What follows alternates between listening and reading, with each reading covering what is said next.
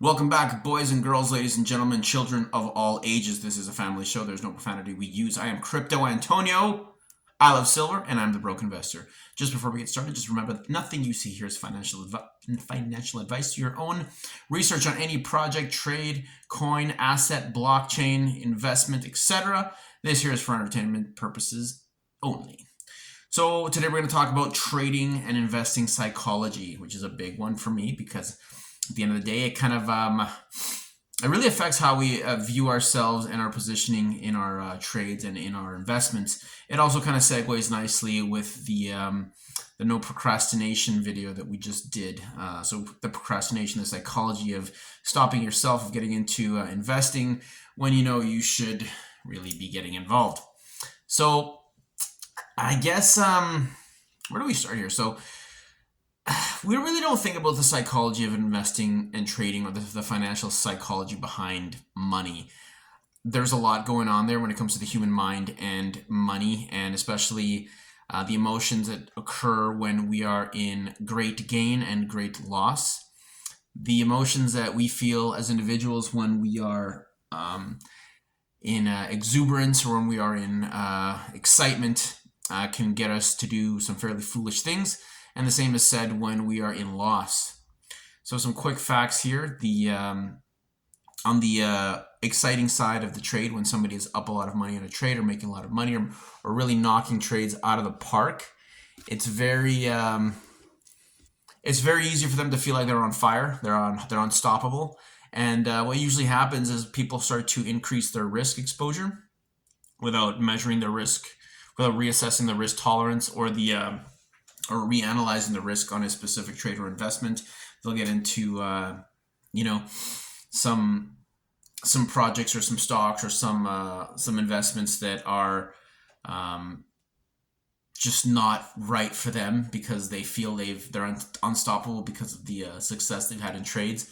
And that could lead to people over leveraging. If you're trading futures, that could lead to people getting into rug pulls, projects or stocks that basically just end up bottoming out and going nowhere. They go to zero, thinking they're going to maximize investments on a small cap that's going to reach a certain amount of percentage in profits, because if it is a small cap, and they could have the illusion that the bull market is going to carry them up, as a rising tide raises all ships, or something of that nature. So that can happen when you're really exuberant on your trades. You're feeling unstoppable. You're feeling like you can, you can do it all. Increase the risk, increase the amount of money, and it doesn't always pan out that way, especially when there's not a lot of research involved. The emotion takes over the trader or the investor, and they kind of just ride that out, hoping. That's the thing, hoping. When you're hoping for results, it's a bad trade. That's a big one there too. On the losing side of the psychology, when you're losing in a trade, did you know that the same reactions in the brain to loss of money, or the idea of loss of money, is equivalent to that of associating with physical pain, or associating with becoming endangered, or being put in a dangerous situation. It's not to say that your mind, if you lose money, you're gonna feel like you're in danger. It's just that the emotions that are triggered in the mind, the parts of the mind that are activated, are the same ones that are activated when a person is in danger or in threat of physical harm. So it's and you can see it in people's faces. When people lose money, they react like they've lost a limb. They're perfectly fine mentally and physically, technically, but they have that feeling like they have lost some sort of they feel like they've been put in danger. And I think that's the big one there that stops a lot of people from getting into investments or getting into trading, is that initial feeling of, like, I'm gonna lose, and if I lose, it's gonna hurt, and oh my god, they start to accumulate these emotions. They start to release the chemicals in their minds associated with a loss, or being in danger, or being in threat, and that in turn pushes them to procrastination, or keeps them out of markets altogether. Then again, this can also happen if you've already been through something, you've taken a loss in an investment or a trade, and you're unwilling to keep going or unwilling to continue with that journey because you remember that one time you lost money because then the pain, and then they just stop altogether, and then that individual will even vocalize that to people looking to get into the market themselves and say, no, don't. We all have like a family member, a friend that said, no, don't do it because you could lose money, it's a scam, blah, blah. And meanwhile, the whole time they may have entered the trade or the investment not doing their due diligence, not assessing their risk, not doing the research on the project, stock, company, or leadership team, or whatever it is they put their money on. They just had a friend that told them, hey, do this, I think it's a good idea, and they kind of rolled with it and paid the price.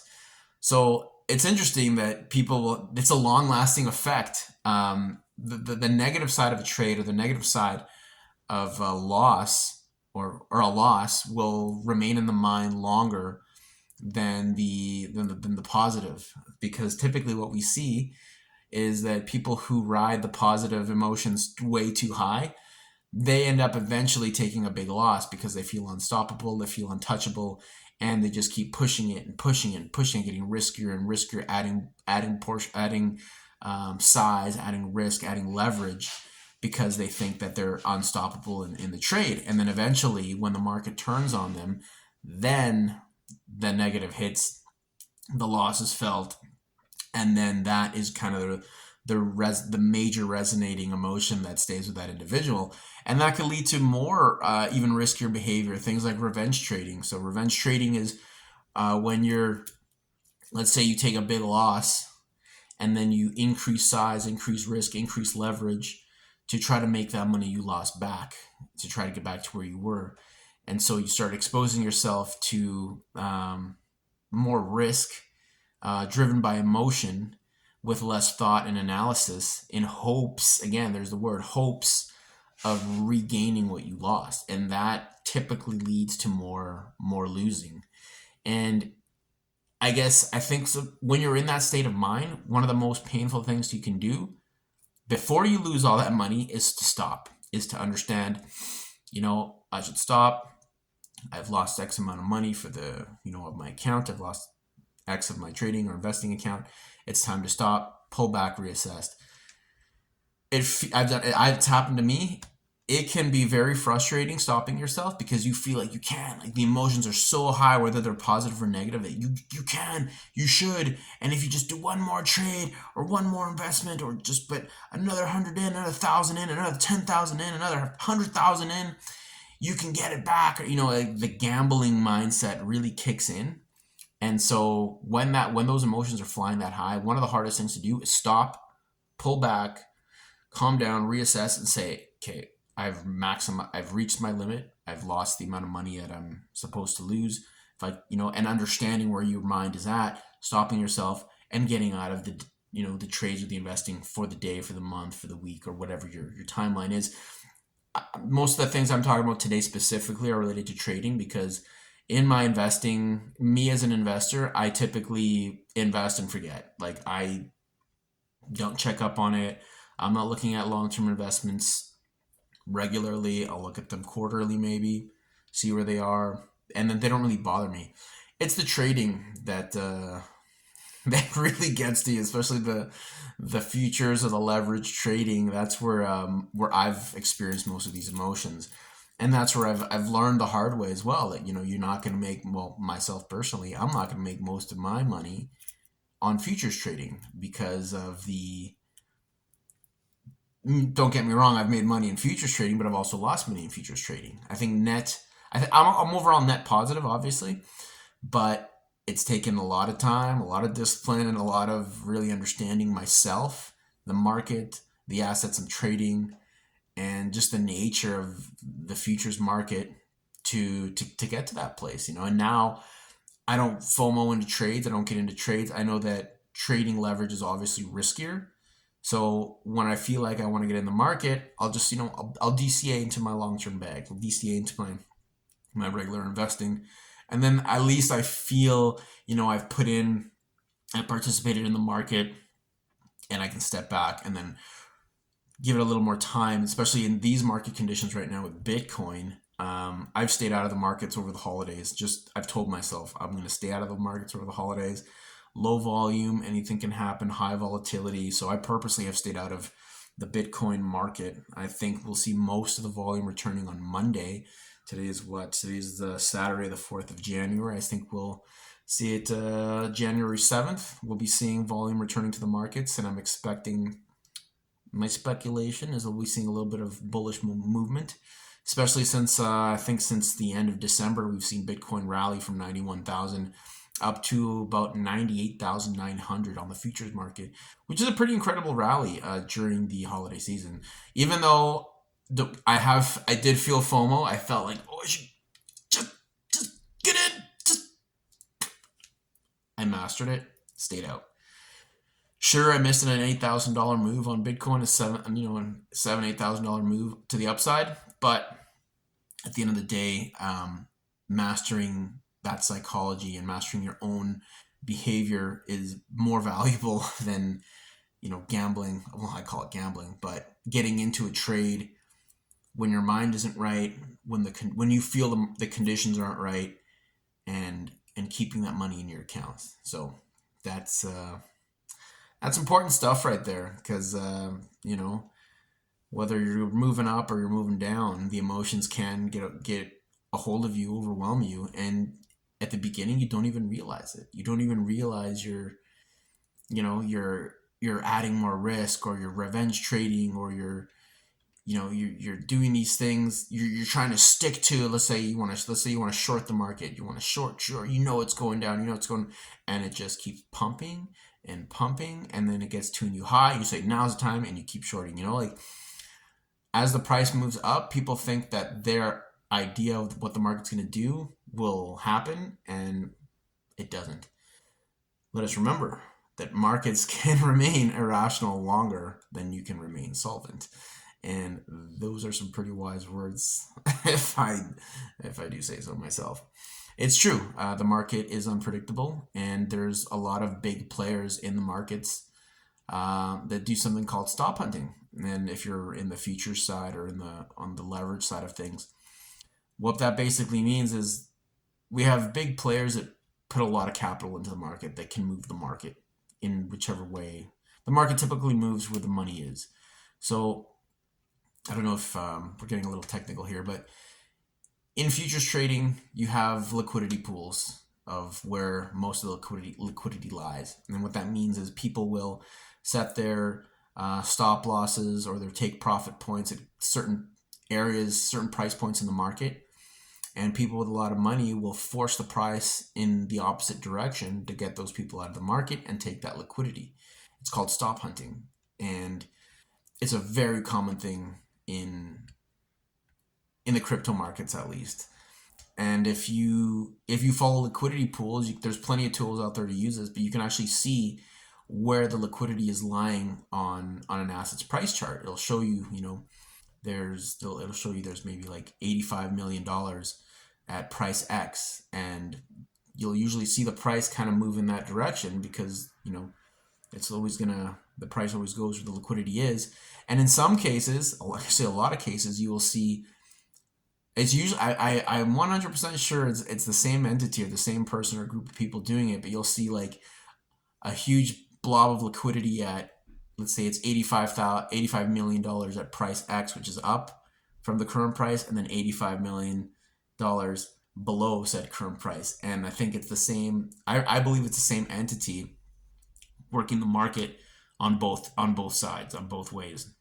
So that's another thing. You have like really, really big players in the futures market that are more likely to get the market to move in the direction that they want, rather than you, a small time trader doing $3,500 trades, $350 trades, $5,000 trades, $10,000 trades. Those trades are beans compared to some of the stuff that's going on these exchanges. You got guys playing with millions of dollars in these markets. So the psychology and mastering your own psychology and understanding how the market works is absolutely paramount. And it means it's nothing you should shy away from. By all means, you should participate. You should know yourself, get to know your own psychology, find out the kind of person you are and what makes you tick, being mindful of your own emotions, being mindful of how you react under certain circumstances.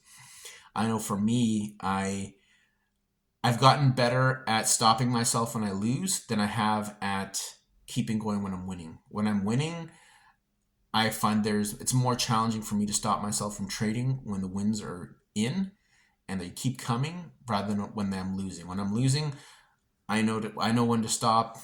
I'll only lose a certain amount of money.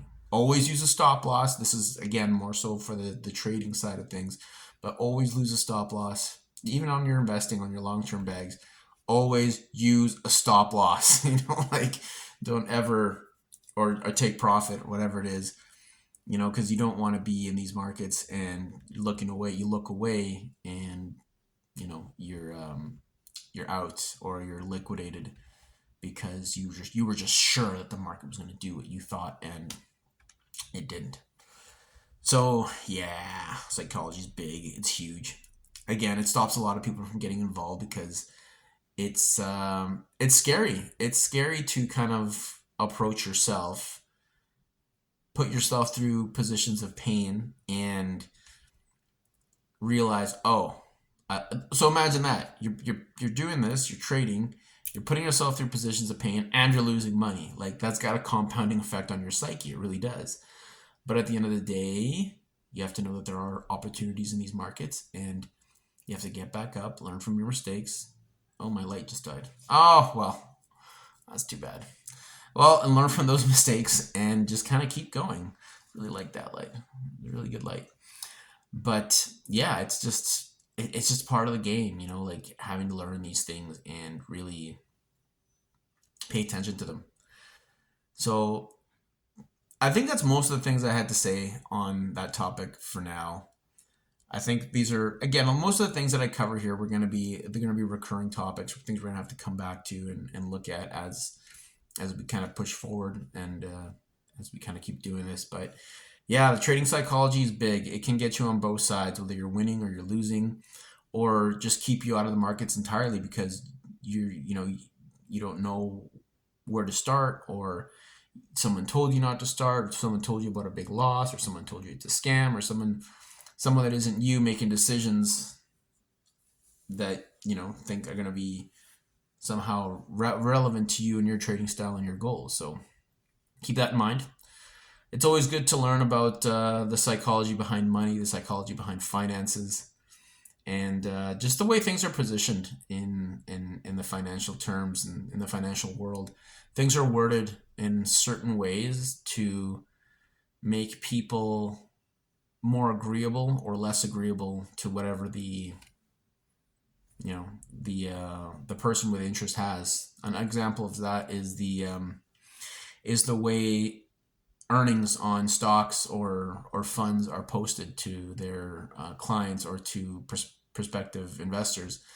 The way the profits are worded have to be read very carefully and have to be read in a certain understand the context under which they're being presented, because they can be very misleading and there's nothing illegal about that. That's the crazy part. As long as if it's worded in a certain way under a specific context, and you fill the void in your mind thinking, oh, well, this sounds great. That's probably what it was designed to do, but it's not the truthful message behind that. I'll have an example of those coming up. I don't have one right now, but I know that on major funds with major investment companies, they do this on purpose a lot. Whenever you see ads in public spaces saying, hey, our accounts are up, our investors make generally X% in a year with us because of this. Be very careful what you're reading there. They're trying to get you to give them their money, and they're presenting information in a way that is going to put you in that position to give them money. It may be based on something that's skewed, not that accurate, or controlled numbers like projected earnings. Projected earnings are just like people guessing what something's going to be worth in the future based on what they hope to accomplish, which is another form of speculation, right? So be very careful out there with these presentations of goals and these presentations of profits to be had and returns, because yeah, they're out to get your money really. And there's one more thing I wanted to say on the matter.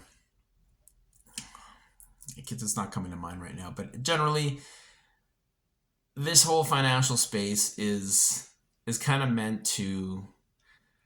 At the end of the day, it's just people. It's people. It's people, and people make mistakes, and people mislead.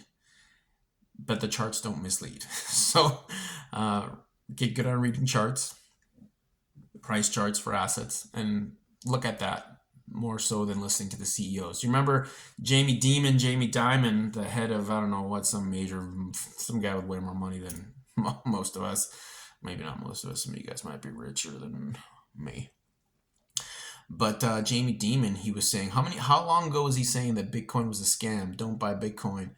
It's garbage. It's garbage. Don't you ever even get near it. While he was saying that, his company was buying it. They were buying it. They were buying Bitcoin while he was trash talking it.